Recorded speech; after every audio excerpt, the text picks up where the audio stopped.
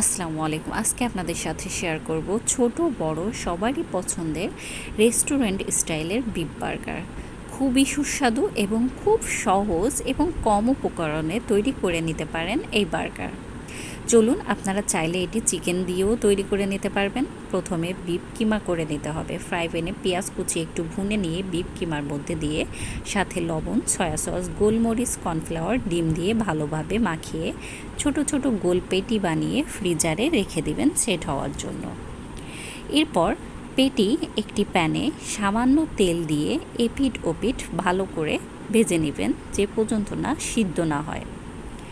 এরপর প্যানে একটু বাটার দিয়ে বার্গার বান সেঁকে নিয়ে লেটুস পাতা, টমেটো সস, মায়োনিজ এগুলো আপনাদের ইচ্ছা মতো দিতে পারবেন, টমেটো, বিফ প্যাটি দিয়ে পরিবেশন করুন মজাদার বিফ বার্গার। ভালো লাগলে লাইক, কমেন্ট, শেয়ার দিতে ভুলবেন না। আল্লাহ হাফেজ।